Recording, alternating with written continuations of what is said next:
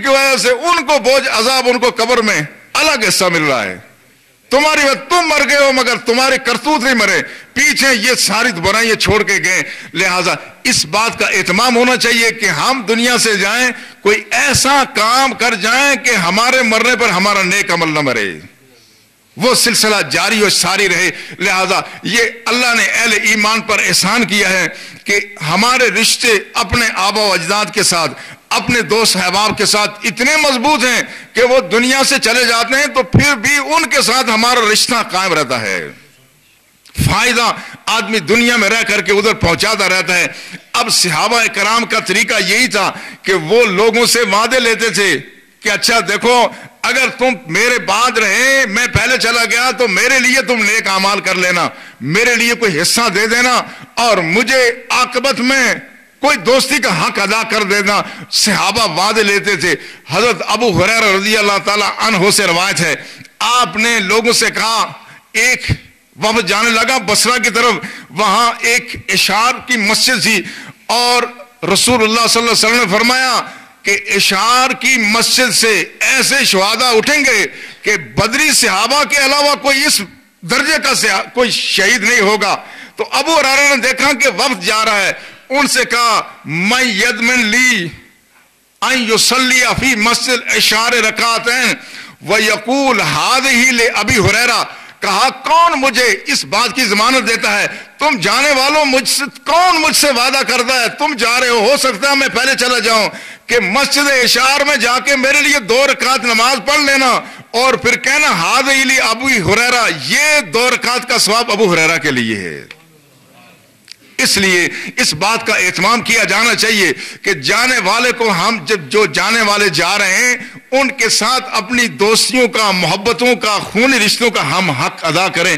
تو جس طرح جب کوئی آدمی مر جائے تو اس کے جنازے میں تجہیز و تکفیر میں شرکت کرنے والے لوگ اپنے اس تعلق اور نسبت کے اعتبار سے اپنا اپنا حق ادا کرتے ہیں. ایسے بھی لوگ ہیں جو صرف نماز جنازہ میں شریک ہو جاتے ہیں. بہت سارے لوگوں کی نماز جنازہ میں آپ شریک ہو گئے, ہم سمجھتے ہیں کہ ہم نے اپنا حق ادا کر دیا ہے, ہمارا دور کا رشتہ ہوتا ہے, اور ان کے جو ورثہ ہیں وہ بھی سمجھتے ہیں کہ فلاں آدمی نماز جنازہ کی 2 رکعتوں میں شامل ہو گیا, بس اتنا ہی کافی ہے. مگر کچھ لوگ جن کا رشتہ زیادہ ہوتا ہے وہ اور زیادہ حق ادا کرتے ہیں, وہ کئی دنوں تک آتے جاتے ہیں, تعزیت کرتے ہیں. کچھ ایسے بھی ہوتے ہیں جو ہزاروں میل دور سے سفر کر کے آتے ہیں, کوئی مر جائے تو اطلاع آتی ہے کہ خیال رکھنا میں آ رہا ہوں, ہزاروں میل کا سفر کر کے میں آ رہا ہوں. جس کا جتنا رشتہ قریب ہے اسی قدر اس میت کے ساتھ محبت کا اظہار کرتا ہے. اس لیے کچھ لوگوں کا حق تو صرف اتنا ہے کہ وہ قبر پہ آتے ہیں, ہماری نماز جنازہ میں شریک ہو جاتے ہیں, ہمارے لیے دعا کر جاتے ہیں, یہ بھی غنیمت ہے. کچھ لوگوں کا حق اس سے زیادہ ہے, اور جہاں خونی رشتے ہیں, جہاں روحانی اور ایمانی رشتے اور مضبوط ہیں, وہاں اور زیادہ حق بن جاتا ہے. اس لیے کہ ایسا کرنے سے وہ جو جانے والا شخص ہے اس کو فائدہ ہوتا ہے. اب جانے والے شخص کو نہ نرم گداز بستروں کی ضرورت ہے, نہ اس کو پیسوں کی ضرورت ہے, نہ اس کو ہمارے کسی طرح سے آرام پہنچانے کی ضرورت ہے. اب اگر ضرورت ہے تو وہ صرف اور صرف ایصال ثواب کی ہے. اس لیے جب دنیا سے آدمی جاتا ہے تو اس کے لیے ایصال ثواب کی ضرورت ہے. میں نے گزشتہ جمعے عرض کیا تھا کہ اللہ جل شانہ جب اہل ایمان سے کوئی کام کرانا چاہتے ہیں تو وہاں 2 طرح کا حکم ہوتا ہے. ایک امر ترغیبی ہوتا ہے, ایک امر تصریح ہوتا ہے. امر ترغیبی میں یہ ہے کہ اللہ خود ایک بات کا اہتمام کر دیتے ہیں تو بندوں کو بتانا یہ مقصود ہوتا ہے کہ بندے بھی ایسا کر لیں. جس طرح اللہ آسمانوں پر جو فرشتے اللہ کا عرش اٹھائے ان کی یہ ایک ذمہ داری ہے کہ وہ اہل ایمان کے لیے ایصال ثواب کریں, دعائیں مغفرت کریں. اس سے یہ پتہ چلتا ہے کہ اگر آسمانوں کے قدسی ہمارے بزرگوں کے لیے, ہمارے والدین کے لیے دعا کریں تو پھر ہم ان کے لیے کیوں نہ دعا کریں. اگر ہمارے سامنے کوئی آدمی کوئی صدقہ خیرات کرے ہمارے بزرگوں کے لیے, کہے جناب یہ آپ کے والد صاحب کے لیے میں اتنا صدقہ خیرات کرتا ہوں, تو ہمارے اندر اگر تھوڑی سی بھی کوئی رمق حیا باقی ہے تو ہم کہیں گے جی ہم اس سے زیادہ کرتے. اگر آپ کو ہمارے والد صاحب سے اتنا پیار ہے, آپ ان کے لیے ایصال ثواب کرتے تو ہم زیادہ کرتے. اس لیے ایک تو امر ترغیبی ہے اللہ اور اللہ کے رسول جب خود اہل ایمان کے لیے ایصال ثواب کریں، یہ اس بات کی علامت ہے کہ یہ عمل اللہ اور اللہ کے رسول کا پسندیدہ عمل ہے، لہذا اہل ایمان کو ایسا کرنا چاہیے۔ پھر تاکید بھی کر دی گئی کہ کوئی آدمی مر جائے تو اس کی نماز جنازہ میں اگرچہ فرض کفایہ ہے، لیکن پھر بھی اہل ایمان کو تاکید ہے کہ ملت کا ایک اچھا خاصا گروہ جن کے لیے آسانی ہو جا کے نماز جنازہ کی صورت میں دعا استغفار کرے۔ اور پھر اس کے بعد پھر یہ بھی کہا وَإِذَا صَلَّيْتُمْ عَلَى الْمَيِّتِ وَأَخْلِصُوا لَهُ الدُّعَاء، پھر اس کے بعد خالص اس کے لیے بھی دعا کرنے کی ضرورت ہے۔ اور یہ ساری چیزیں اس لیے ہوتی ہیں تاکہ جانے والے کو ہم اپنی محبتوں کے ساتھ اور ایصال ثواب کے ساتھ الوداع کریں، چونکہ جس منزل پر وہ دنیا سے جانے والا جس منزل سے وہ گزر رہا ہے پتہ اس کو ہے کہ یہ منزل کتنی دشوار ہے۔ حضرت عثمان رضی اللہ تعالی عنہ کے بارے میں روایت ہے، سیاہ ستہ کی روایت ہے کہ حضرت عثمان جب کسی قبر پر جاتے تھے اتنے روتے تھے کہ داڑھی تر ہو جاتی تھی۔ صحابہ کہتے تھے کہ آپ جنت دوزخ کا ذکر کرتے ہیں کبھی اتنا نہیں روتے، یہ قبر پہ جاتے ہیں تو کیوں روتے ہیں؟ کہتے تھے میں نے رسول اللہ صلی اللہ علیہ وسلم سے سنا، آپ فرماتے تھے کہ آخرت کی منزل میں سے سب سے پہلی منزل قبر ہے، جس کی یہ پہلی منزل آسان ہو گئی آئندہ آسانیاں ہی آسانیاں ہیں، اور جس کی یہ پہلی منزل مشکل ہو گئی آئندہ مشکلات ہی مشکلات ہیں۔ اور رسول اللہ صلی اللہ علیہ وسلم سے روایت کرتے ہیں کہ رسول اللہ صلی اللہ علیہ وسلم نے فرمایا ما رأیت منظرا قط الا القبر افضل منها۔ رسول اللہ فرمایا میں نے بہت منظر دیکھے ہیں، اللہ کے رسول کی نگاہ نبوت نے کیا نہ دیکھا ہوگا، آسمانوں سے لے کے زمین کی تہ تک اور جنت دوزخ کے احوال رسول اللہ نے ملاحظہ فرمائے، لیکن فرمایا جو میں نے قبر کا منظر دیکھا ایسا وحشت ناک منظر میں نے زمین و آسمان میں نہیں دیکھا۔ ایسی کیفیت، وہ مشکل مقام جس پہ ہم جانے والے کو اس کے سپرد کر دیں، اس میں جتنا ہو سکے اس کے لیے آسانی پیدا کی جائے، جتنا ہو سکے اس کے لیے ایصال ثواب کیا جائے تاکہ اس کی وہ منزل آسان ہو۔ حدیث میں آتا ہے رسول اللہ صلی اللہ علیہ وسلم نے فرمایا مردے کو جب قبر میں جگا کر کے حساب و کتاب کا مرحلہ شروع ہوتا ہے تو اس وقت وہ آنکھیں ملتے ہوئے اٹھتا ہے اور یوں دکھایا جاتا ہے جس طرح سورج غروب ہو رہا ہے۔ وہ کہتا دعونی اصلی، کہتا فرشتوں مجھے مہلت دے دو میں تو نماز ادا کر لوں چونکہ میری نماز قضا ہو رہی ہے۔ یہ وہی آدمی کرے گا جو نماز کا پابند ہے۔ نماز کا پابند شخص جب قبر کی تاریکیوں میں بھی اسے منظر دکھایا جائے گا کہ سورج غروب ہو رہا ہے، نمازی شخص کو پریشانی ہو جائے گی کہ شاید میں دنیا میں ہوں میری نماز عصر فوت ہو جائے گی، کہے گا دعونی اصلی، مجھے مہلت دے دو میں نماز پڑھ لوں۔ اس وقت پتہ چلے گا کہ نہیں یہ اب نماز پڑھنے کا مرحلہ نہیں ہے، وہ نمازیں تم نے پڑھ لی، یہ تو منظر دکھانا مقصود تھا۔ اور اس مرحلے پر پھر جب وہاں حساب و کتاب سوال و جواب ہو گئے اس میں بھی صحابہ وصیت کرتے تھے کہ اس حساب و کتاب کے معاملے میں تم ہمارا خیال رکھنا۔ حضرت عمر بن عاص جو فاتح مصر ہیں انہوں نے جب ان کی سکرات الموت کا مرحلہ آیا اپنے بیٹے کو بلا کے وصیت کی کہ میں جانے والا ہوں، دیکھنا جب مجھے دفن کیا میری مٹی پہ قبر ڈالی تو جلدی نہ چلے جانا بلکہ تھوڑی دیر قبر پہ اتنا رہنا جتنا کوئی آدمی اونٹ ذبح کر کے اس کا گوشت تقسیم کرتا ہے، تاکہ میں تھوڑا سا قبر کے ماحول سے مانوس ہو جاؤں اور میرے لیے ان فرشتوں کا جواب دینا آسان ہو جائے۔ رسول اللہ صلی اللہ علیہ وسلم سے مروی ہے اذا فرغ من دفن المیت، رسول اللہ جب کسی میت کے دفن ہونے سے فارغ ہوتے تھے تو کیا کرتے تھے؟ وقف علیہ، رسول اللہ رک جاتے تھے، رسول اللہ صلی اللہ علیہ وسلم رک جاتے تھے اور کہتے تھے استغفروا لاخیکم، اپنے بھائی کے لیے استغفار کرو، وصلوا له بالتثبیت وانه الان یسل، کہتے تھے کہ اب اپنے اس بھائی کے لیے استغفار بھی کرو اور دعا کرو کہ اللہ سوال و جواب میں اس کو استقامت دے چکے، اب اس کے ساتھ سوال جواب ہونے والے ہیں۔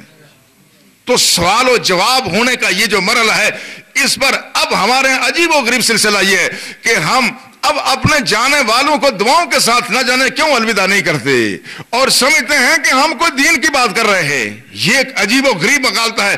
کوئی دنیا دار شخص اگر ایسا نہ کرے تو شاید دل میں یہ خیال ہوگا کہ یہ دنیا دار تھا, بے دین تھا, یہ خود اپنے لیے دعا نہیں کرتا تو یہ دوسرے کے لیے کیا دعا کرے. مگر دیندار لوگوں نے نہ جانے خیر کا راستہ بند کرنے کا کب سے فیصلہ کر لیا. بے شمار لوگ ایسے نہ خود دعا کرتے ہیں نہ کسی کو دعا کرنے دیتے ہیں. یہ ایک بہت بڑا المیہ ہے کہ جانے والے کے لیے جو سب سے مشکل مرحلہ تو یہی ہے. اس مرحلے پر جتنا ہو سکے ایصال ثواب کیا جائے, دعا کی جائے. صحیح حدیث یہی بتاتی ہیں, رسول اللہ صلی اللہ علیہ وسلم کا معمول یہی تھا. بعض دفعہ آپ غیر معمولی طور پر بھی دعا فرماتے تھے. بعض دفعہ یہ بھی ہوا, حضرت سعد بن معاذ جو انصار میں ایک بہت بڑے سردار تھے, اور جب ان کا وصال ہو گیا رسول اللہ صلی اللہ علیہ وسلم نے خود ان کو دفن کیا. دفن کرنے کے بعد رسول اللہ قبر پر کھڑے ہو گئے اور رسول اللہ صلی اللہ علیہ وسلم نے, صحابہ کہتے ہیں فَصَبَّحَ رسول اللہ صلی اللہ علیہ وسلم فَصَبَّحْنَا طَوِيلًا, رسول اللہ نے بہت دیر تک اللہ کی تسبیح بیان کی, ہم بھی بیان کرتے رہے. فکبرنا, رسول اللہ صلی اللہ علیہ وسلم اللہ کی تکبیر, اللہ اکبر اور اس طرح کے کلمات ادا فرماتے رہے. ہم بھی ایسا کرتے رہے. جب اس سے فارغ ہوئے ہم نے عرض کیا یا رسول اللہ صلی اللہ علیہ وسلم لما سبحتا وکبرتا, یا رسول اللہ آج خلاف معمول آپ نے بڑی دیر تک تسبیح کی ہے, آپ نے تکبیر کہی ہے. تو رسول اللہ صلی اللہ علیہ وسلم نے فرمایا لقد تضایق علی ھذا العبد الصالح قبرہ حتی فرج اللہ عنہ, کہا میں دیکھ رہا تھا کہ اس نیک بندے پر قبر کچھ تنگ ہونی شروع ہو گئی تھی. اب یہ ضروری نہیں ہے کہ فی الواقع ان کے لیے قبر تنگ ایسی ہو رہی ہو. وہ اللہ کے رسول کے ساتھی تھے, صحابی تھے. یہ وہ صحابی تھے جو بیعت عقبہ اولیٰ میں شامل تھے, رسول اللہ کے یہ میزبان تھے. یہ وہ صحابی تھے جو بدر میں بھی رہے, احد میں بھی رہے. یہ وہ صحابی تھے کہ خندق میں, غزوہ خندق کے موقع پہ ان کے کندھے میں تیر لگا, کئی دنوں تک خون جاری رہا. اسی تیر کے لگنے کی وجہ سے یہ شہید ہوئے. ظاہر ہے ان کا مقام مرتبہ تو بہت تھا, لیکن ان کو لگ یوں رہا تھا, اس صحابی کو محسوس ہوا کہ قبر گویا تنگ ہو رہی ہے. تو رسول اللہ صلی اللہ علیہ وسلم فرمایا جب ہم نے اللہ کی تسبیح و تحلیل کی تو ان کو قبر کشادی ہوتی محسوس ہوئی, قبر کشادی ہوئی محسوس ہوئی. تو جب اللہ کے رسول کے ذکر کی وجہ سے, اللہ کے رسول کی دعا استغفار کی وجہ سے قبر کشادہ ہوتی ہے, تو پھر اس میں اگر صحابی کو بھی یہ ضرورت ہے تو ہم میں سے کون ہے جس کو اس بات کی ضرورت نہ ہو. اگر صحابی کو, اگر سعد ابن معاذ جیسے صحابی کو محسوس ہو رہا ہے کہ قبر تنگ ہو رہی ہے, جو غزوات میں, جو سابقون الاولون میں ہیں, ابتدائی مسلمانوں میں بھی ہیں, جو غزوات میں رسول اللہ کے بابر رکاب بھی ہمیشہ رہیں, ان کے ساتھ رہیں, اب ان لوگوں کو بھی اگر ضرورت محسوس ہوتی ہے تو ہم 15ویں صدی کے لوگ, ہمیں اور زیادہ اس بات کی ضرورت ہے کہ جانے والے ہم سے جائیں, ہم ان کو دعاؤں سے الوداع کریں, اور ہمارے آنے والے ہم رسم ڈال کے جائیں. اور یہ رسم ہم نئی نہیں ڈال رہے ہیں, یہ رسول اللہ صلی اللہ علیہ وسلم نے یہ طریقہ عنایت فرمایا. بلکہ رسول اللہ صلی اللہ علیہ وسلم کو معلوم ہوا کہ ایک شخص رات کو انتقال کر گیا, وہ دفن بھی ہو گیا. تو رسول اللہ صلی اللہ علیہ وسلم نے صحابہ سے پوچھا کہ تم نے مجھے کیوں نہیں بتایا؟ عرض کیا یا رسول اللہ رات کا وقت تھا, ہم نے مناسب نہیں سمجھا کہ ہم آپ کو بیدار کریں. فرمایا چلو اس کی قبر دکھاؤ کہاں ہے. جب قبر دکھائے گی رسول اللہ نے وہاں جاتے ہی وہاں پر اس کے لیے نماز جنازہ اس کی پڑھنا شروع کر دی. یہ رسول اللہ کی اپنی خاصیت بھی تھی, رسول اللہ اس کے احوال کو ملاحظہ بھی فرما رہے تھے. صحابہ کہتے ہیں ہم نے صفیں بنا لی, ہم نے اس کے لیے وہاں دعائیں شروع کر دی.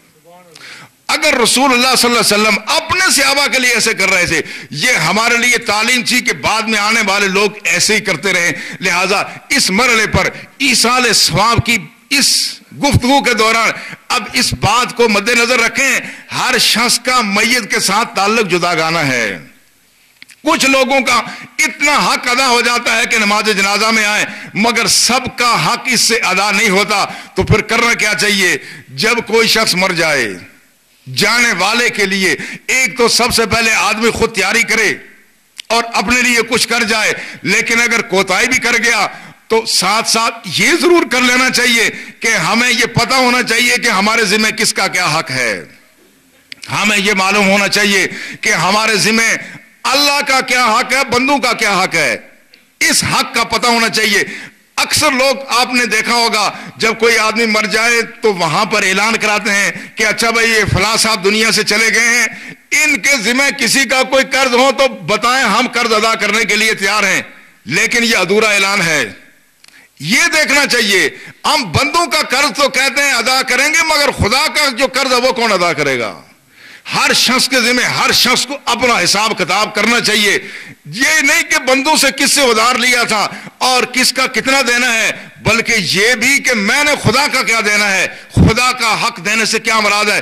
جس کی نمازیں قضا ہو گئی وہ نمازوں کا حساب کرے، نمازوں کا حساب کر کے باقاعدہ حساب کر کے ڈائری بنا کر کے اس میں اس کی قضا ابھی سے شروع کر دے، آج سے ہی۔ جن لوگوں کو پہلے پتہ نہیں تھا آج اللہ سے وعدہ کرے کہ جو ہماری بالغ ہونے کے بعد جو نمازیں ہماری فوت ہوئی ہیں وہ اندازہ کر کے اس کا حساب کر کے اپنی ڈائری مرتب کریں، اتنے سالوں کی نمازیں ہماری قضا ہو گئی ہوں گی، آج سے ان نمازوں کی قضا شروع کر دیں، اور پھر ساتھ ہی ساتھ لکھتے جائیں، جتنی ادا ہو جائیں ساتھ لکھیں کہ اس مہینے اتنے کر لی، اتنے کر لی، اتنے میرے ذمہ باقی ہیں۔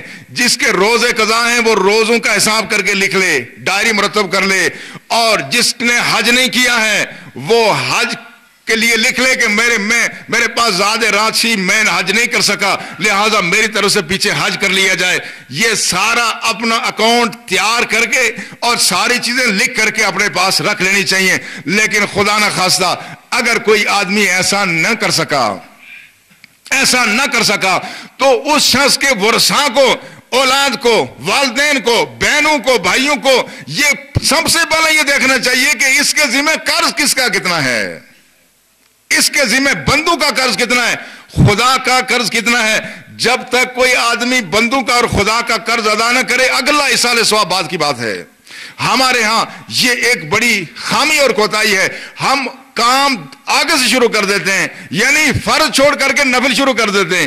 یہ ختم درود فاتحہ 30 تیجا 40واں 15ویں کا ختم، یہ تو اس کی بات میں بعد میں کروں گا۔ ابھی تو پہلے مسئلہ یہ ہے کہ جو اس کے ذمہ قرض ہے وہ قرض کون ادا کرے گا؟ یہ ایصال ثواب کا اگلا نفلی مرحلہ تو بعد میں آئے گا۔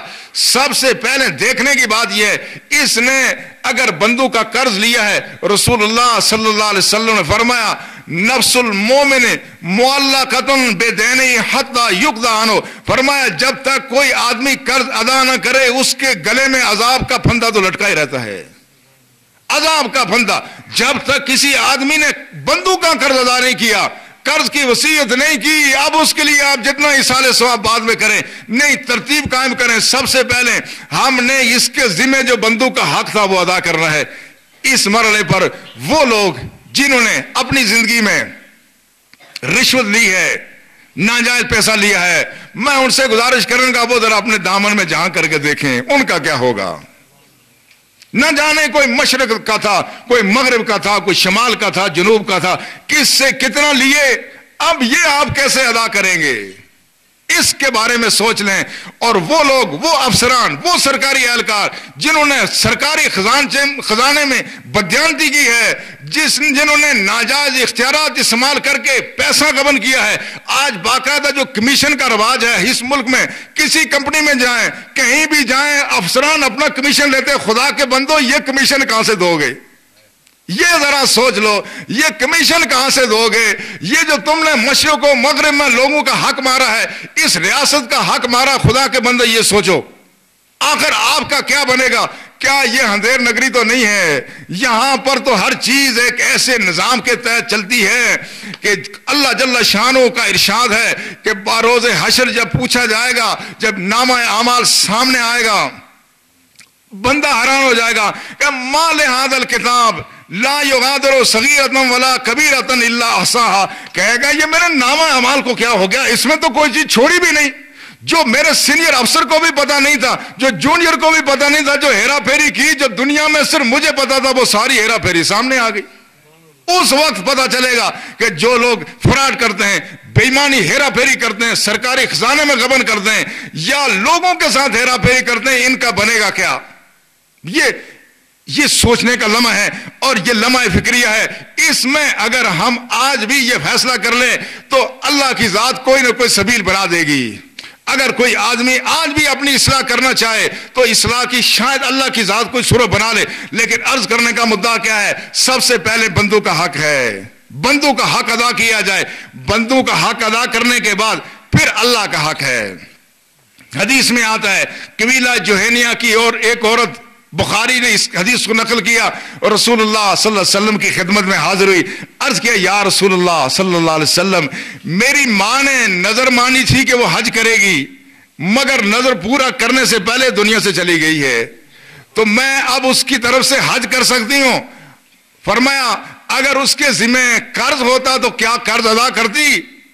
عرض کیا یا رسول اللہ ہاں. فرمایا اِنَّ دین اللہ احق ان یقضی، فرمایا خدا کا قرض زیادہ اس بات کا مستحق ہے کہ اس کو بھی ادا کر دیا جائے. لہذا جس شخص نے، جو صاحب نصاب تھا، زاد راہ تھی اور اس نے حج نہیں کیا، سب سے پہلے اس کا وارث اس بات کا عہد کرے. حج تو فوراً نہیں ہو سکتا، اللہ سے عہد کرے کہ میں اس کی طرف سے حج بدل کروں گا. اب اگر ایسا نہیں ہو، یہ ختم درود پر 7 بانڈے سامنے رکھ کر کے یہ خدا کو اس طرح سے ٹرکایا جا سکتا ہے؟ یہ کام نہیں ہو سکتا. کوئی آدمی یہ کہے کہ ایک آدمی نے جو فرض تھا اس کے ذمہ وہ فرض ادا نہیں کیا، آپ کہیں کہ ختم دے کر کے گلو خلاصی ہو، نہیں، ایسا نہیں ہوگا. سب سے پہلے اس کے ذمہ جو اللہ کا حق ہے، جو فرض ہے، وہ حج ادا کرنے کا سب سے پہلے اہتمام کیا جائے. اور اسی طرح سے ایک دوسرے شخص نے عرض کیا یا رسول اللہ میری بہن نے حج کرنا تھا مگر حج نہ کر سکی تو کیا کروں؟ فرمایا یہ اللہ کا قرض ہے، یہ قرض ادا کرو. ایک اور شخص نے باپ کے لیے کہا، رسول اللہ نے اس کے لیے بھی یہی حکم دیا. تو سب سے پہلے جن کے ذمہ حج ہے اور حج ادا نہیں کر سکے، ان کے ورثاء کی ذمہ داری ہے کہ سب سے پہلے ان کی طرف سے حج کرنے کا اہتمام کریں اگر پیچھے مال چھوڑ کے مرے ہیں.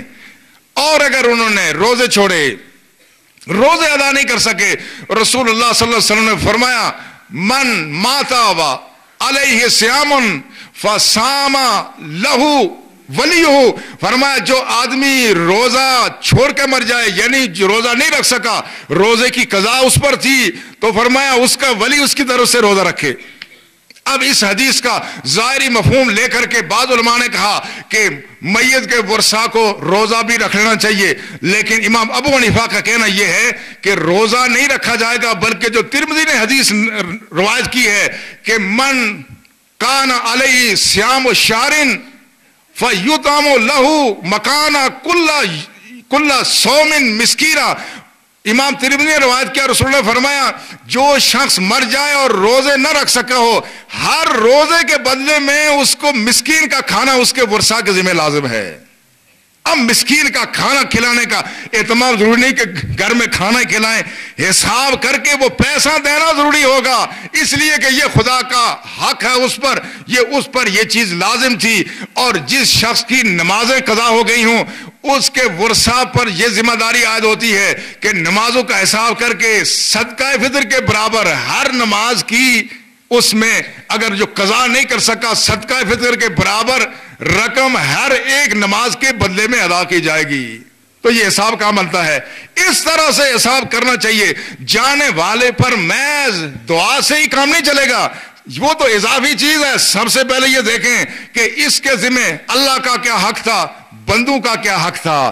جب اللہ اور بندوں کا حق یہ ادا کرنے کا اہتمام کیا جائے گا، امید کی جاتی ہے کہ اللہ اس کے لیے آخرت کی منزلیں آسان کرے گا.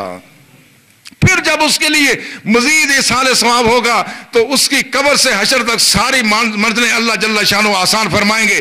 لیکن اگر ہم ایسا نہ کریں اور ہم یہ سمجھیں کہ ہم نے صرف چند بندوں کو بلا کر کے ختم پڑھا لیا تو حق ادا ہو گیا، نہیں، یہ ایسا حق ادا نہیں ہوگا. ہاں، جس آدمی کے ذمہ کسی کا کوئی فرض نہیں تھا، کسی کا کوئی حق نہیں دینا تھا، تو اس شخص کے لیے تو یہ صدقہ بھی اس کو فائدہ دے گا، اس کی نجات کا ذریعہ ہوگا.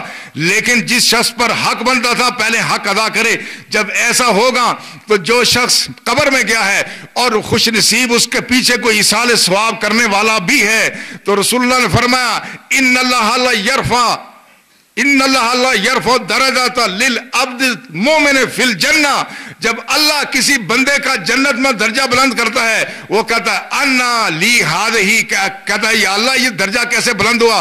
تو اللہ فرماتے ہیں ہذا بدعاء ولدک، فرمایا تیرا پیچھے بیٹا دعا کر رہا ہے. اس وقت ہوگا. یہ ترتیب قائم کر لی جائے تاکہ ہم ایک ترتیب قائم کر کے یہ روایت ڈالیں جو رسول اللہ صلی اللہ علیہ وسلم نے ہمیں طریقہ بتایا تھا. تو جاتے ہوئے الحمدللہ وکفا وسلام علی عبادہ الذین اصطفى. أما بعد فأعوذ بالله من الشيطان الرجيم. بسم الله الرحمن الرحيم. للذين أحسنوا في هذه الدنيا حسنة ولدار الآخرة خير ولنعم دار المتقين. صدق الله مولانا العظيم. قال الله تبارك وتعالى في شان حبيبه الكريم إن الله وملائكته يصلون على النبي يا أيها الذين آمنوا صلوا عليه وسلموا تسليما. اللهم صل على سيدنا ومولانا محمد وعلى آله وأصحابه أجمعين.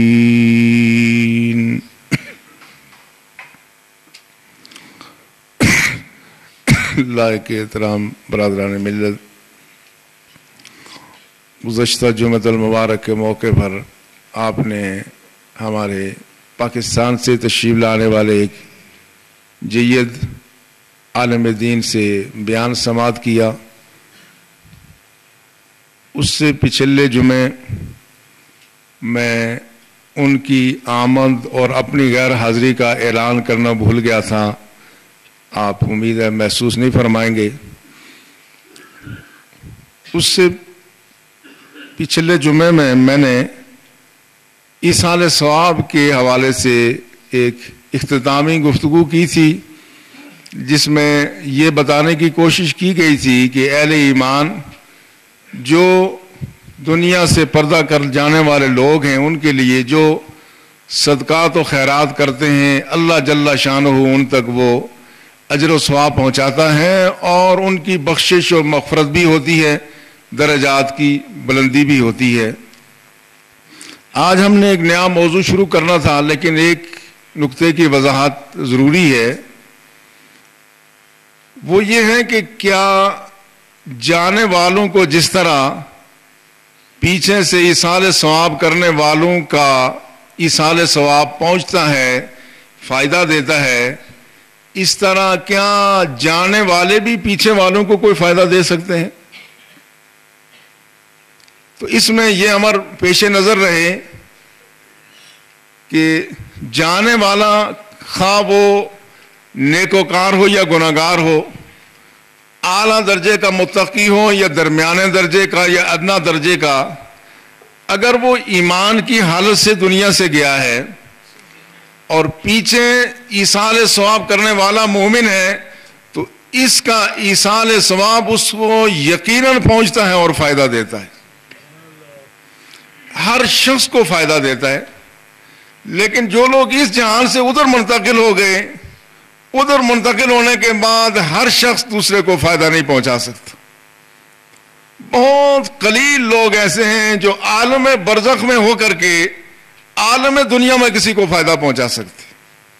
یہ پھر اس کے بالکل برعکس بات ہو گئی کہ جانے والوں کو پسماندگان کا اجر و ثواب تو ہر صورت میں ملتا ہے، لیکن جو لوگ ادھر چلے گئے ادھر جانے والوں کو ان کا فیض دنیا والوں کے لیے بہت محدود ہو جاتا ہے، وہ مقام اور مرتبے کے اعتبار سے ہے۔ اب ہر شخص کو عالم برزخ میں جا کے اس کے ساتھ معاملہ، اس کے اعمال، اس کے تقوی، اس کی پرہیزگاری، اس کے کردار کے مطابق ہوگا۔ اہل مغرب موت کو کسی اور انداز سے دیکھتے ہیں۔ ان کا ایک مشہور مقولہ ہے، وہ کہتے ہیں death is the great leveller. وہ کہتے ہیں یہ موت ایک ایسی چیز ہے کہ جس نے ہر چیز کو برابر کر کے رکھ دیا، اور وہ جزوی طور پہ یہ بات درست بھی کہتے ہیں۔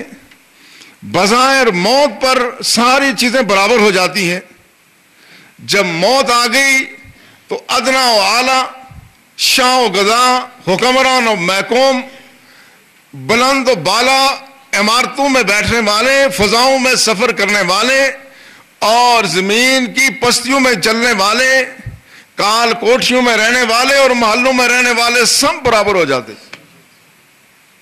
تو اس اعتبار سے موت نے سب انسانوں کو یکساں کر دیا۔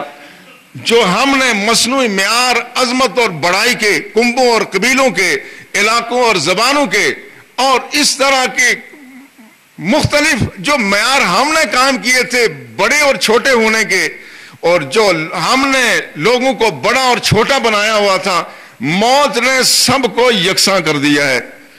اب زمین کے نیچے، زمین کی تاریکیوں میں، قبر میں سب آدمی بظاہر برابر ہو گئے۔ جو مخملی بستروں پہ سوتے تھے انہوں نے بھی اسی مٹی میں جانا ہے، یہاں جائیں گے، اور جو چٹائیوں پر سوتے تھے، جو روکھی سوکھی کھاتے تھے اور جو مرغن اور اعلیٰ غذائیں کھاتے تھے، اب سب کے لیے اللہ نے یکساں ماحول کر دیا ہے۔ اس اعتبار سے یہاں تک یہ بات تو واضح ہے کہ موت نے انسانوں کو برابر کر دیا، لیکن اہل مغرب کا اپنا نقطہ نظر ہے، ان کی نگاہ جہاں تک جاتی ہے وہ وہاں تک دیکھتے ہیں اور وہاں کے بارے میں بتاتے ہیں، مگر دین کی نگاہ بہت دور تک ہے۔ دین کے نقطہ نظر سے ایک پہلو پر تو لوگ برابر ہو گئے، لیکن اصل اب عدل و انصاف کے پیمانے پر اب جو نئے سرے سے درجہ بندی ہوگی وہ ایک بالکل نئی کیفیت ہوگی۔ اب لوگ برابر نہیں ہوئے، بظاہر برابر ہو گئے، لیکن در حقیقت اب ان کے درمیان جس کو آپ کہیں گے کہ نئے سرے سے اسسمنٹ ہو رہی ہے، اب دیکھا جا رہا ہے کہ بڑا کون ہے اور چھوٹا کون ہے، مگر یہ سارا کام اللہ جل شانہ عدل و انصاف کی بنیاد پر کام کر۔ جن لوگوں نے دنیا میں بڑائی حاصل کی ظلم سے، جبر سے اور زیادتی سے، اب ان کی بڑائیاں ختم ہو گئیں۔ جن کو ہم نے بڑا بنایا ہوا تھا، اب اللہ کی ذات خود اپنے پیمانے پر ہر شخص کا وزن کرے گی، ہر شخص کا وزن کر کے، تول کر کے اب اس کا مقام اور مرتبہ متعین کیا جائے گا۔ من یعمل مثقال ذرۃ خیرا یرا ومن یعمل مثقال ذرۃ شرا یرا۔ جس نے چھوٹے سے چھوٹا عمل کیا ہوگا وہ بھی تلے گا، اور معمولی سا معمولی برا عمل کیا ہوگا وہ بھی تلے گا۔ بلکہ اب آگے قبر میں جانے سے پہلے ہی معاملات بالکل مختلف ہو جاتے ہیں۔ دیکھنے والی آنکھیں کچھ دیکھتی ہیں، کچھ اکثر نہیں دیکھتی۔ یہ جو جانے کا سفر ہے موت کا، اس سفر کے آغاز پر ہی معاملات مختلف ہو جاتے ہیں۔ معاملات مختلف یوں ہوتے ہیں، اللہ جل شانہ اپنے بندوں کے ساتھ یکساں معاملہ نہیں کرتے، نیکوں اور بدوں کے ساتھ یکساں نہیں ہوتا۔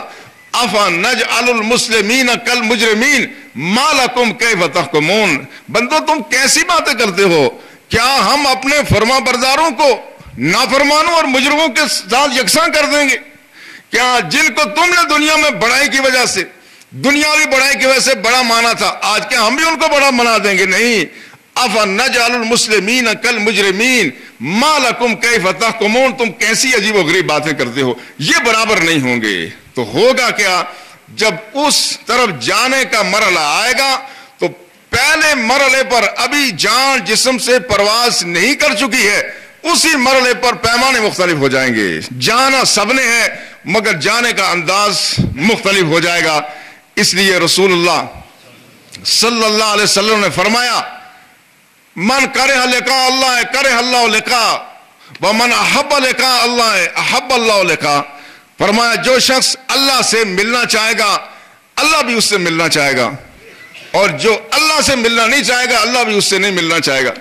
اب جانا تو ہے ہی ادھر، لیکن اب جو خوشی سے جائے گا اس کی کیفیت اور ہے، اور جو مجبوری سے جائے گا اس کی کیفیت اور ہو جائے گی. اور رسول اللہ صلی اللہ علیہ وسلم نے اللہ کے نیک بندوں کے لیے فرمایا، اللہ کی ذات فرماتی ہے ما ترددت عن شیء، کہ مجھے کسی معاملے میں اتنا انتظام اور اہتمام نہیں کرنا پڑتا جتنا مجھے تردد سے مراد وہ تردد نہیں جس میں قوت فیصلہ کی کمی ہو، معاذ اللہ، اللہ ان کمزوریوں سے مرا الورا ہے. فرمایا جتنا اہتمام مجھے مومن کو دنیا سے لانے کے لیے کرنا پڑتا ہے میں کسی معاملے میں اتنا اہتمام نہیں کرتا. کیوں؟ اس لیے ہوا یکرہ الموت و اکرہ مساعتا، بعض دفعہ میرا بندہ مرنا نہیں چاہتا، میں اس کو ناراض کرنا نہیں چاہتا. تو پھر بات کیسے بنے؟ آنا تو ہے، وقت مقرر ہے، اب یہ سفر اس کا شروع بھی ہوگا، وہ دنیا نہیں چھوڑنا چاہتا. اللہ فرماتے میں اس کو ناراض بھی نہیں کرنا چاہتا. تو پھر ہوتا کیا ہے؟ اب اس کے چلنے کا انداز دیکھیں، بندہ ہے دنیا میں، ابھی روح پرواز نہیں کر گئی ہے، مگر فرمایا ہوتا کیا ہے؟ ان العبد المومن اذا حضرہ الموت بشرا برضوان من اللہ و کرامتی. تو چلنے سے پہلے فرشتے آ جاتے ہیں ایسے مرحلے پر جب آدمی حرکت نہیں کر سکتا، بول نہیں سکتا، بتا نہیں سکتا، مگر اس کے چہرے کے تاثرات بتاتے ہیں کہ کوئی خوشی کا پیغام آ گیا ہے. بشرا برضوان من اللہ و کرامتی. فرشتے آ کے کہتے ہیں خدا کے بندے اللہ تجھے خوشخبری دیتا ہے کہ مالک تجھ سے راضی ہے، تیرے لیے بڑے عزت اور احترام کا انتظام کیا ہوا ہے، تو تو چلے گا. تو حدیث میں آتا رسول اللہ فرمایا پھر بندے کے لیے اللہ سے ملاقات سے زیادہ پیاری کوئی چیز نہیں ہوتی. اس لیے اب جب جانے سے پہلے بندہ خود راضی ہو گیا، اور قرآن کی آیات اس پر شاہد ہیں. اللہ جل شان نے فرمایا الذین تتوفاہم الملائکۃ طیبین، وہ لوگ جن کی کیفیت طیب ہے، پاک صاف ہے، جسمانی روحانی اخلاقی ذہنی طور پر طیب ہے، پاک صاف ہے. اور بندے کو ہر مرحلے پر طیب رہنا چاہیے، نہ جانے کس مرحلے پر ہمارا آخرت کا سفر شروع ہو جائے. ہم بعض دفعہ پبلک ٹرانسپورٹ میں سفر کرتے ہیں جس میں بےہودہ گانے موسیقی، اور بعض دفعہ کوشش کے باوجود وہ کیفیت بند نہیں ہوتی، وہ گانے لگے رہتے ہیں. بار بار خیال ہوتا ہے اس حالت میں مر گئے تو ہمارا انجام کیا ہوگا. اس حالت میں جب ہمارے چاروں طرف فضا میں اللہ کی نافرمانی ہے، موسیقی گانے بےہودہ کلمات ہم سن رہے ہیں، ہمارا انجام کیا ہوگا. تو کچھ تو مجبوری کی باتیں ہیں مگر کچھ اختیار کی باتیں ہیں. ہمیں اپنے دل و دماغ کو، اپنے ذہن اور ماحول کو طیب رکھنا چاہیے، پاک صاف رکھنا چاہیے. الذین تتوفاہم الملائکۃ طیبین، جو لوگ پاک صاف حالت میں ہیں، جب فرشتے آتے ہیں وفات تو ان کی ہوتی ہے، روح تو قبض کرنا ہے. کیا کہتے ہیں؟ یقولون الذین تتوفاہم الملائکۃ طیبین یقولون سلام علیکم اليوم، وہ کہتے ہیں تم پر سلام ہو، ادخلوا الجنہ بما کنتم تعملون. لیتے تو وہ روح قبض کرنے کے لیے آتے ہیں، مگر ان کی روح قبض اس انداز سے کی جاتی ہے، کہتے ہیں سلام علیکم، تم پر سلامتی ہو، ہم تمہیں جنت میں داخل کرنے کے لیے آئے ہیں، ہم تمہیں جنت میں لے جانے کے لیے آئے. آپ جب دیکھیں چلنے کا انداز مختلف ہو گیا. بظاہر لگتا ہے کہ انداز ایک ہے لیکن ترقی کا انداز ایک نہیں ہے، چلنے کا انداز ہی مختلف ہو گیا. اور الذین تتوفاہم الملائکۃ ظالمی انفسہم، وہ لوگ جو ظالم ہیں، جو مشرک ہیں، کافر ہیں، اللہ کے نافرمان ہیں، بےہودگی کا شکار ہیں، جن کے ماحول میں ہر طرف اللہ کی نافرمانی ہے، جب وہ فرشتوں کو آتے ہوئے دیکھیں گے فَأَلْقَوُا السَّلَامَ مَا كُنَّا نَعْمَلُ مِنْ سُوءٍ، اب وہ کہیں گے اب پھنس تو گئے، مگر جو ساری عمر جھوٹ بولتے رہے، فرشتوں کے سامنے بھی جھوٹ بولیں گے جی ہم تو صلح پر آمادہ ہیں، بس جو ہونا تھا ہو گیا، اب تو ہم صلح پر، پتہ تو چل گیا کہ آ گئے، موت کا فرشتہ آ گیا. اس وقت کہیں گے ما كنا نعمل من سوء، ہم نے تو کوئی برا کام کیا ہی نہیں. یہ جھوٹ کی عادت، جو جھوٹا آدمی ہے اللہ کے سامنے چلتے اس وقت بھی جھوٹ بولے گا، لیکن فرشتے کہیں گے ہاں اللہ کو معلوم ہے کہ جو تم کام کرتے. اب ان کے لیے کہا جائے گا فَادْخُلُوا أَبْوَابَ جَهَنَّمَ خَالِدِينَ فِيهَا وَلَبِئْسَ مَثْوَى الْمُتَكَبِّرِينَ، کہا جائے گا تم جہنم میں داخل، تمہیں ہم جہنم میں داخل کرنے کے لیے آئے ہیں، تمہارا ٹھکانہ بہت برا ہوگا. لہذا اس مرحلے پہ جو چلنے کا انداز ہے وہ اگرچہ بظاہر سارے ہی مرتے ہیں مگر چلنے کا انداز بڑا مختلف ہو جاتا ہے. اس لیے بعض لوگوں کو آپ نے دیکھا ان کے مرنے کے بعد 6 سانولے سیاہ فام ہوں گے, کوئی رنگ ہوگا, ہیں بھی کوئی بڑھاپے میں ہے, کوئی کمزور ہے, مگر اس کے چہرے پر رونق آ جاتی ہے, چہرے پر رونق آ جاتی ہے. اور بعض لوگ ہیں تو گورے چٹے, بڑے ناز و نعیم کے پلے ہوئے, بڑے تندرست و صحت مند, مگر ان کے چہرے سیاہ ہونا شروع ہو جاتے ہیں. یہ وہ کیا کیفیت ہے؟ یہ وہ کیفیت ہے کہ آدمی جب کوئی اچھا منظر دیکھے تو اس کے چہرے پہ خود بخود خوشی دوڑنی شروع ہو جاتی ہے. اب آنکھیں بظاہر بند ہیں مگر دل کی آنکھیں روشن ہیں, آدمی دیکھ رہا ہے. میں نے ایک دفعہ یہاں دیکھا ہمارے اس وادی پل کے مشہور عالم, بزرگ عالم دین مولانا عبید اللہ صاحب, آپ نے بھی ان کو دیکھا ہوگا. وہ خود بھی شریعت کے عامل تھے, جتنا علم تھا اس پر عمل بھی کرتے تھے, اور وہ شریعت کے معاملے میں کبھی لچک نہیں کھاتے تھے, شریعت کے معاملے میں کبھی لچک نہیں کھاتے. انہوں نے بڑی لوگوں کی ناراضگیاں مول لی. بعد میں جب نئی نسل آئی تو کئی دفعہ لوگ بے ادبی پر بھی اتر آئے, مگر انہوں نے شریعت کے معاملے میں لچک نہیں کھائی. جب ان کا انتقال ہوا, یہاں اڑوس پڑوس کے قرب و جوار کے جنہوں نے دیکھا ان کو, ایسا لگتا تھا ان کے چہرے پہ چاندنی چمک رہی ہے. آپ میں سے لوگوں نے دیکھا ہوگا, ایسے لگتا ہے ان کے چہرے پہ چاندنی ہے. ایک آدمی 90 سال کی عمر میں دنیا سے جاتا ہے, مگر اس نے جو اللہ سے وفا کا رشتہ نبھایا ہے, اس نے اللہ کے دین کے معاملے میں لچک نہیں کھائی. نہ جانے اب ان کو فرشتے کیا کیا منظر دکھاتے ہوں گے. وہ منظر دیکھ کر کے پھر آدمی کے چہرے کی کیفیت مختلف ہو جاتی ہے. اب یہاں سے جو سفر شروع ہوا, اب حالات بالکل مختلف ہو گئے, اب حالات بالکل مختلف ہو گئے. اب دین کی نظر میں یہ برابر نہیں ہوئے, اب ایک نیا پیمانہ مقرر کر کے انسانوں کا وزن کیا جا رہا ہے, انسانوں کا تول ہو رہا ہے. اور اس کے بعد جو آگے آخرت کے قبر کے احوال ہیں, وہ تو ان کی تفصیل کا یہ موقع نہیں ہے. میں صرف یہ بتانا چاہتا ہوں, جن لوگوں کے اعمال اچھے ہیں ان کے لیے قبر, رسول اللہ صلی اللہ علیہ وسلم نے قبر کے لیے فرمایا یہ روضۃ من ریاض الجنہ ہے, یہ جنت کے باغوں میں سے باغ ہے, اور یہ دوزخ کے گڑھوں میں سے گڑھا بھی ہے. اسی قبر میں جاتے تو سارے چاہے خاک ہی ہیں, مگر خاک میں نیچے جانے کے بعد سارے برابر نہیں ہوتے, تبدیلی آ جاتی ہے. اور اس میں اہل ایمان جو ہیں, ضروری نہیں کہ سب اہل ایمان کا جسم بھی صحیح سلامت ہو, اکثر اہل ایمان بھی اپنے اپنے درجے کی بات ہے. اب یہ ہوگا تول, جس کا جتنا تقویٰ ہے اس کے لیے اللہ کی رحمتیں ویسے ہی برسیں گی, اور جو جتنا گناہگار ہے اس کے لیے معاملہ ویسے ہی ہوگا. جو بدکار لوگ ہیں ان کے لیے حدیث میں تفصیل موجود ہے کہ ان کی روح نکالتے ہوئے فرشتے کہتے ہیں تو خبیث روح ہے, اس خبیث جسم سے نکل جا. اور جو نیک روح ہیں وہ کہا جاتا ہے تو پاک روح ہے, اس پاک جسم سے نکل جا. اور وہ روح لے کے جب اللہ کے فرشتے آسمانوں پر جاتے ہیں تو رسول اللہ نے فرمایا مشک سی خوشبو آتی, اس روح سے مشک کی خوشبو آتی ہے. جدھر وہ روح آسمانوں پر اللہ کے حضور حاضری کے لیے جاتی ہے, ہر طرف خوشبو بکھیر دی جاتی ہے. اور اس کے بعد جب سوال جواب کرنے کے بعد کہا جاتا ہے نام کا نومت العروس, کہا جاتا ہے اے نیک بندے ایسے سو جا جس طرح دلہن سوتی ہے. اس بندے کو سلا لیا جاتا ہے, مگر جو دلہن کی نیند ہے وہ ایسے, اس کا اس لیے ذکر کیا گیا کہ دلہن سوتی نہیں ہے, یعنی اس کا آواز اور ادراک جاگتا رہتا ہے, اس لیے فرمایا. پھر نیک بندہ قبر میں سو بھی جاتا ہے. اور جب قبر میں آدمی چلا گیا, رسول اللہ صلی اللہ علیہ وسلم نے فرمایا کہ اگر لوگوں کے جسم سڑتے گلتے نہ تو لوگ اپنے دنیا سے جانے والوں کو گھروں میں رکھ لیتے, کوئی آدمی کسی کو دفن نہ کرتا. کون ہے جو اپنے کسی پیارے کو زمین کے منو مٹی کے نیچے کسی کو دبانے کے لیے تیار ہو جائے؟ فرمایا اللہ نے ضابطہ یہ رکھا کہ لوگوں کے جسم سڑنے شروع ہو جاتے ہیں. اور رسول اللہ صلی اللہ علیہ وسلم نے فرمایا سب سے پہلے جو جس مقام پر تافن پیدا ہوتا ہے وہ آدمی کا پیٹ ہے. زبان کے ذریعے سے میدا, میدے سے پیٹ, یہاں سے تافن پیدا ہوا, کیڑوں نے کھانا شروع کر دیا.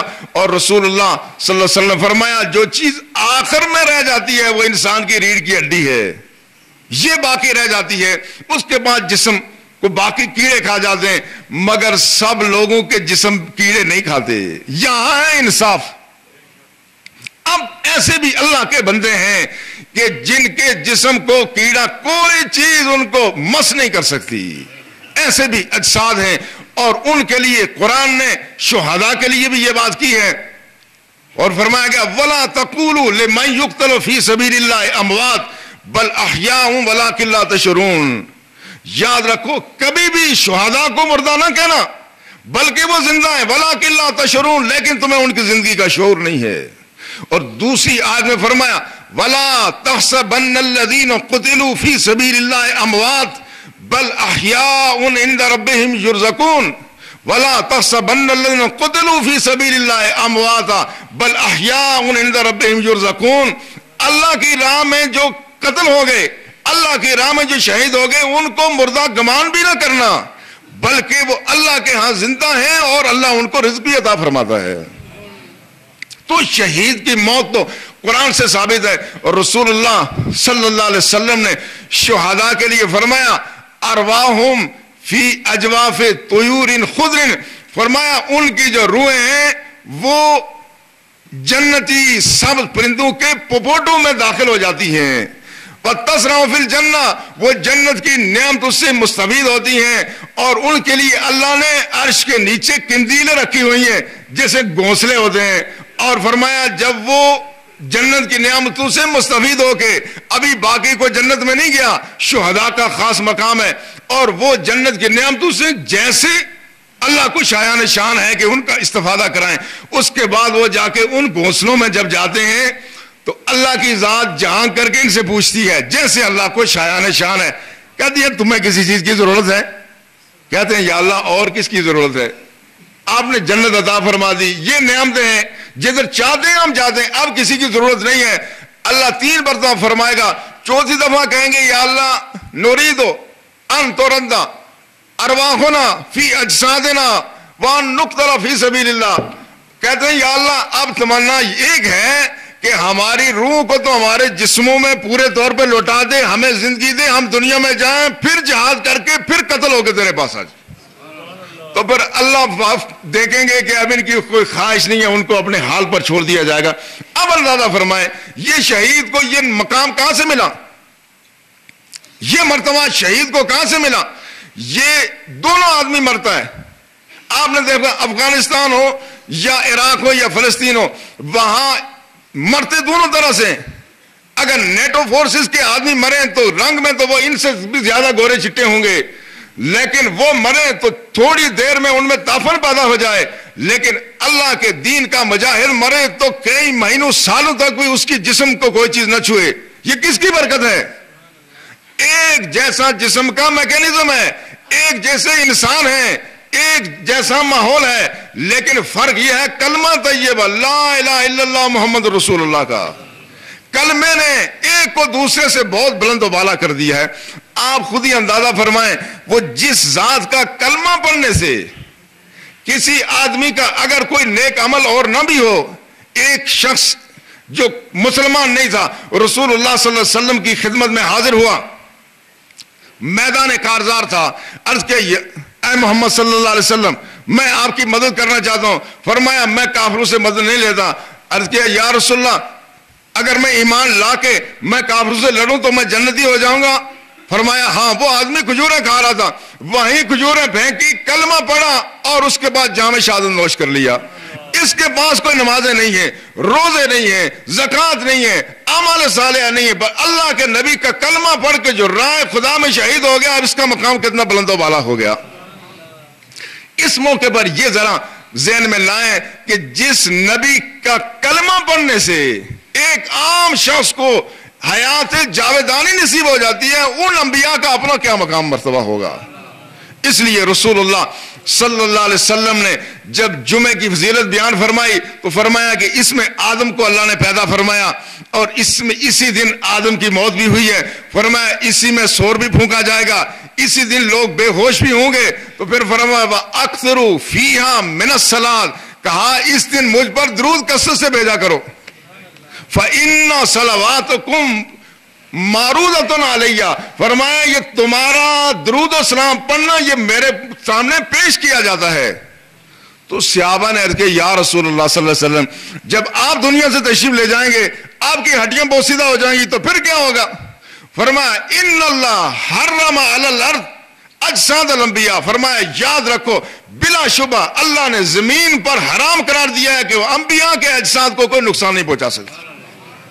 اور دوسری حدیث میں جو ابن ماجہ نے روایت کی ہے اس میں بھی رسول اللہ صلی اللہ علیہ وسلم نے جب کثرت سے درود شریف پڑھنے کا صحابہ کو حکم دیا، انہوں نے کہا یا رسول اللہ پھر آپ کی وفات کے بعد کیا ہوگا؟ پھر آپ نے فرمایا ان اللہ حرم علی الارض ان تاکل اجساد الانبیاء، اللہ نے زمین پہ حرام قرار دیا ہے کہ وہ انبیاء کے اجسام کو کوئی نقصان پہنچائے۔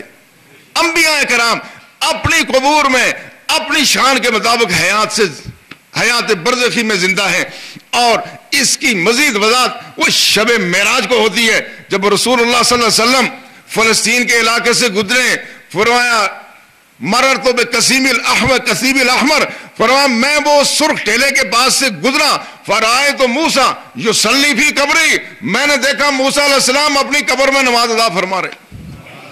اور جب مسجد اقصی میں پہنچے تو 1,24,000 انبیاء کرام جو پہلے وصال کر چکے تھے ان سب کی قبور اپنے طور پر قائم دائم رہی ہیں، لیکن مسجد اقصی میں 1,24,000 انبیاء کرام پہلے سے سفارا تھے۔ مسجد میں 1,24,000 کی گنجائش تو نہ تھی مگر اللہ نے اس میں گنجائش پیدا کی، اور یہ خواب کی بات نہیں ہے، یہ بیداری کی بات ہے۔